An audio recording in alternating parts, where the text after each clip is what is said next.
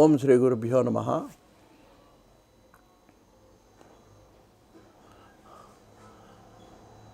అప్పులన్నీ తీరాలంటే ఇదో పెద్ద అందరికీ ఆసక్తికరమైన విషయం అండి. అయ్యా, ఎంత జాగ్రత్తగా ఉన్నా ప్రతి నెల ఏదో ఒకటి అనుకున్నటువంటిది వచ్చి ఎవరిదో ఒకరి దగ్గర అప్పులు చేయాల్సి వస్తున్నదండి. ఆ వచ్చే జీతమే అంతంత మాత్రం ఆ ఖర్చులకు సరిపోతున్నది.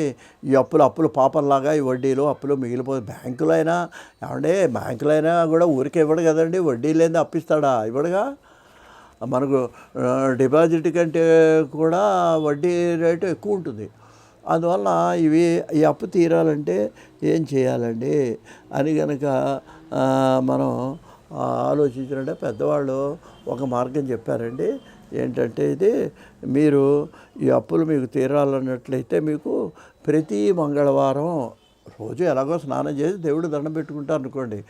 మంగళవారం నాడు ఇంకో 10 నిమిషాలు ముందే స్నానం చేసి మనకు లోకల్గా ఇది దొరుకుతుందండి. ఒక 4 శ్లోకాలు ఉంటాయి అంతే. అవి రుణ విమోచన అంగారక స్తోత్రం అని ఉంటుందండి. అంగారకుడికి సంబంధించింది కుజుడు. వాడు అప్పులు తీర్చేవాడు. వాడు అప్పులు చేయించేవాడు అతనే, తీర్చేవాడు ఆయన, రెండు ఆయనే. అందుకనే మంగళవారం నాడు అప్పు ఇవ్వద్దు అంటారు. ఇస్తే తీసుకోవచ్చు మనం, కానీ మనం ఇస్తే ఇంకెలా పెరుగుతుంటుంది ఇది. అందుకని చెప్పేసి డబ్బులు కొంతమంది మంగళవారం నాడు ఇవ్వరు. నేను రేపు రాపో నేను ఇవ్వను అంటారండి. అందువల్ల ఈ అప్పులు తీరని వాళ్ళు మీరు ఏం చేయాలంటే మంగళవారం నాడు ప్రతి మంగళవారం కొన్ని మంగళవారాలు రుణ విమోచన అంగారక స్తోత్రం అని ఒక శ్లోకం, ఒక 5-6 శ్లోకాలు ఉంటాయండి. అవి చక్కగా శ్లోకాలు శ్రద్ధగా చదువుకొని ఆ కుజగ్రహానికి మనసులో స్మరించి ఆ నమస్కారం చేసినట్లయితే దానివల్ల మీకు అప్పులు తీరుతాయండి. అయితే మీరు చాలామంది మంగళవారం అనేటప్పటికీ కొంతమంది భయపడుతుంటారండి ప్రయాణాలు చేయడానికి కూడా. ఎందుకనంటేనండి ఆ కుజుడుకు ఉన్నటువంటి ఇదేంటంటే వాడికి రక్తాన్ని చూడాలనేటువంటి ఆలోచన ఉంటుందండి. అందుకే ప్రయాణాలు కూడా మానేస్తారు.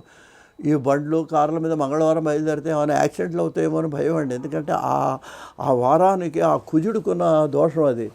కొంతమంది వైద్యులు కూడా అంటారటండి, మరి ఎంతవరకు నాకు తెలియదు, ఈ ఆపరేషన్లు అవి కూడా అట్టండి కొంతమంది మంగళవారం చేస్తుంటారట. ఎందుకంటే రక్తం దానికి సంబంధించింది కదండి ఆపరేషను. డాక్టర్లు వాళ్ళు అంటారట, ఆదివారం సెలవు కదా, సోమవారం అయితే సిద్ధాలు చేసుకోవాలని, మంగళవారం అయితే మాకు అనుకూలం ఉందని వైద్యులు కూడా ఈ ఆపరేషన్ కూడా మంగళవారం చేస్తారని విన్నామండి.